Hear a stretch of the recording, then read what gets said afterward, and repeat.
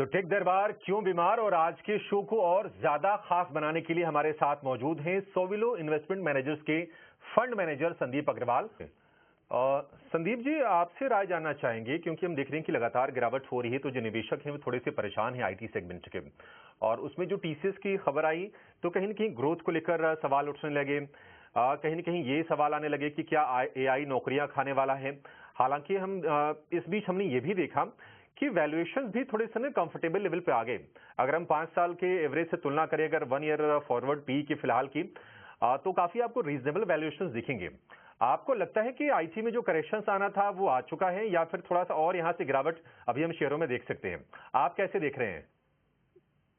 Good afternoon, धन्यवाद and आप इस मंच पर बुलाने के लिए आपके सारे दर्शकों को भी नमस्कार। मैं ये कहना चाहूंगा, पहले तो डिस्क्लेमर है कि हमारा पीएमएस है, उसमें हम इन्वेस्टर्स का पैसे इन्वेस्ट करते हैं, हमारे खुद के भी पैसे इन्वेस्ट होते हैं और कहीं कहीं कभी कभी कोई कोई स्टॉक्स में भी अपनी पोजीशंस रहती है। हैविंग सेड सो, अभी मुझे ऐसा लगता है, मैं करीब लास्ट 25 साल से आईटी सेक्टर को देख रहा हूँ। मेरी खुद की एआई और मशीन लर्निंग में खुद की कंपनी भी थी 2008, 9, 10 में। वो समय से पहले होने के कारण मुनाफा नहीं कर पाई और हमें लेमन की भी मार पड़ी थी। पर मेरा ये मानना है कि आज तक जितने भी डिसरप्शन हुए आईटी सर्विसेज में, हमको हमेशा उसका लाभ मिला है। बिकॉज फाइनली क्या, नया टेक्नोलॉजी आए तो ही काम बढ़ता है, और काम जब बढ़ता है तो उसका एक छोटा सा फ्रंट एंड होता है, 2-4% जो डेवलप मार्केट्स में इनोवेशन की तरह होता है। बाकी तो सारा जब एक बार सिस्टम प्रोसेस सेट हो जाता है वो आउटसोर्स होता है फॉर बेटर प्राइस। तो हमारा जो इकोनॉमी ऑफ स्केल है, जो हमारा एडवांटेज था, वो यही था कि स्केल पे हम एग्जीक्यूशन करते थे। मुझे पहली बार 25 साल में, अगर आप हमारे पिछले 2010 से तो मैं चैनल्स पे आ रहा हूँ, अगर आप देखेंगे हमेशा मैं एक बुल था इस सेक्टर पे, क्योंकि एट स्केल कोई एग्जीक्यूशन करने की एबिलिटी वर्ल्ड में किसी की भी नहीं है। 96% मार्केट शेयर हमारा रहा है in pure IT services outsourcing space. पर अब मुझे लग रहा है कि पहली बार ऐसा कुछ हुआ है जहाँ पे जो ये न्यू टेक्नोलॉजी आई, इसने हमारे एफर्ट्स पे ही वार कर दिया है। तो बेसिकली जो एफर्ट्स लगते थे काम करने में, वो एफर्ट्स पे बहुत बड़ा वार है। करीब करीब मुझे लगता है 30 से 35% का इम्पैक्ट एफर्ट्स पे है। आज तक जो भी इम्पैक्ट हुआ था वो टेक्नोलॉजी ट्रांजिशन था। मतलब आपको अपने जो रिसोर्सेज है उनको नई टेक्नोलॉजी में ट्रेन करना, जो 4-5 क्वार्टर लगता है, उसके बाद आप वापस डिप्लॉय करो और खूब प्रॉफिट बनाओ और अच्छी ग्रोथ आती थी।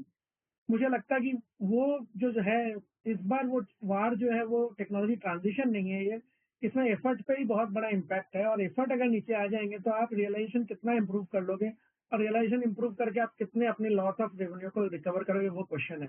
हालांकि हमारा इतना बहुत बड़ा एक पोर्शन है वो मेंटेनेंस और बहुत लो एंड वर्क में, रिपीटेटिव वर्क में, जहाँ पे शायद इतना बड़ा इम्पैक्ट नहीं है। इसलिए मैं ये नहीं कहूंगा कि इंडियन आईटी कंपनीज के रेवेन्यू 10-15-20% डिक्लाइन हो जाएंगे या कुछ लेंगे, बट मुझे लगता है कि even to maintain 2 to 4-5% growth for next 2 years will be very big challenge and very big ask. And शायद 2 से 4% growth is right reasonable estimate. और अगर वो एस्टिमेट है with a falling margin, because हर साल आपको वेज हाइक तो देना पड़ेगा, कब तक उसको नहीं दोगे, तो आपको जो ईपीएस ग्रोथ है वो शायद कुछ भी ना मिले एक्सक्लूडिंग बाईबैक।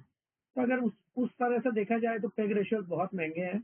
मुझे अभी भी लगता है कि अपने पेग रेशियोज बहुत हाई है। हमने करीब 10-11 महीने पहले मोस्ट ऑफ हमारे आईटी पोजीशन पीएमएस में से कट कर दी थी, छोटी मोटी कुछ रही होगी।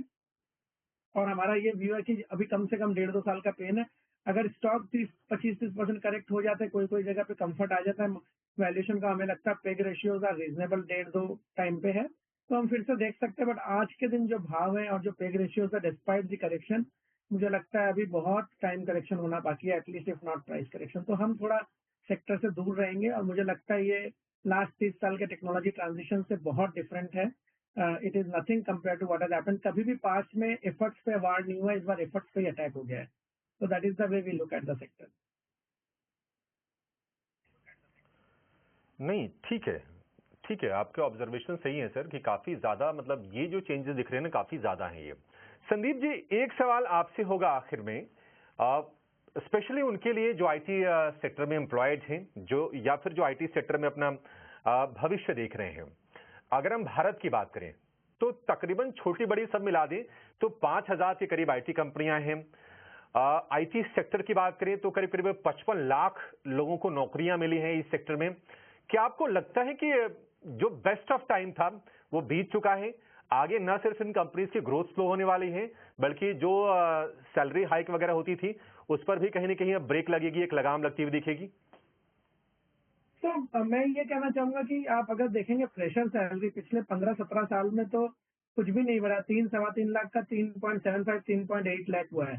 तो मतलब कुछ भी नहीं बढ़ा है, इन्फ्लेशन से भी नीचे है। रियल अगर आप सैलरी देखें तो 60% डाउन है फ्रेशर के आज के दिन में। तो एक्चुअली में क्या हुआ, ये जो पिरामिड है इसमें नीचे के लोग जो काम कर रहे हैं, जो एग्जीक्यूशन कर रहे हैं, उनकी सैलरी तो बहुत कम है, और जो सीनियर और मिडिल लेवल पे है वो उनकी सैलरी कंटिन्यूअस हर साल इन्फ्लेशन और जॉब चेंज से बढ़ती जा रही है। तो मुझे लगता है एक थोड़ा सा सेक्टर का पिरामिड गड़बड़ाया हुआ है। और आई एम श्योर कि टीसीएस ने जो 2% अनाउंसमेंट किया, अगर आप उसको पढ़ेंगे मिडिल एंड सीनियर लेवल का, ये 2% नहीं, ये 10-12% तक जाएगा धीरे धीरे, लेकिन हर साल 2-2% करके इनको चेंज करना पड़ेगा। और आगे भी बहुत सारी कंपनी को चेंज करना पड़ेगा। मुझे ज्यादा डर उन लोगों के लिए है जिनकी सैलरी ज्यादा है, जिन्होंने उस सैलरी के दम पे गाड़ियां ले रखी हैं, घर ले रखे हैं ईएमआई पे। मुझे उनके लिए ज्यादा डर है, क्योंकि अगर आपने अप स्किल नहीं किया, अपने आप को रीस्किल नहीं किया फॉर न्यू टेक्नोलॉजी, जो मुझे लगता नहीं है हुआ है सीनियर और मिडिल लेवल पे, तो बहुत बड़ा प्रॉब्लम है। मुझे नीचे के लेवल पे कोई प्रॉब्लम नहीं है, 3.5-4 लाख वाले लोगों को तो मुझे लगता है उल्टा आगे जाके उनको अच्छा इंक्रीमेंट और डिमांड भी ज्यादा हो जाएगी। पर मिड और सीनियर लेवल में बहुत प्रॉब्लम्स है, उनकी रिक्वायरमेंट बहुत कम हो जाएगी। That is what my assessment is. नहीं नहीं, सही बात है। या तो स्किलिंग कीजिए। हालांकि टीसीएस ने एक जानकारी दी थी कि उनके पास एआई स्किल्ड जो एम्प्लॉइज हैं उनकी संख्या 1,20,000 के आसपास है, लेकिन ये 2% लोग जो निकाले जा रहे हैं वो मिड और सीनियर लेवल के ही हैं। दिक्कत एक ये भी है कि अगर एआई पर अगर एडॉप्शन बाकी कंपनीज करती हैं तो फिर वो स्किल्ड लोगों की भी जरूरत उतनी नहीं पड़ेगी।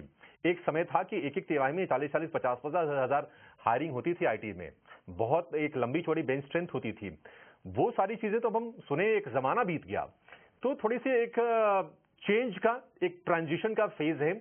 आईटी कंपनियां अपस्किलिंग कर, शायद वो ग्रोथ निकल के नहीं आए, लेकिन आपको अगर कहीं फोकस करके चलना भी है तो उन कंपनियों पर फोकस करिए जो साइज में, स्केल में बड़ी है और जिनके पास अपॉर्चुनिटीज ज्यादा है। फ्रंट लाइनर के साथ रहने की सलाह दे रहे हैं गौरांग साहब। इन्फोसिस, टीसीएस जैसी कंपनीज पर आप फोकस करके चलिए। मिडकैप में केपीआईटी टेक पर उन्होंने अपना दांव लगाया है। चलिए इसी के साथ इस शो को यहाँ पर हम समाप्त करेंगे। संदीप सर और गौरांग सर, आप दोनों का बहुत शुक्रिया आज समय देने के लिए और हमारे दर्शकों को इस बहुत ही अहम मुद्दे पर अपना नजरिया शेयर करने के लिए। फिलहाल 18 स्वदेश पर इस शो में इतना ही, लेकिन आप बने रहिए हमारे साथ। नमस्कार।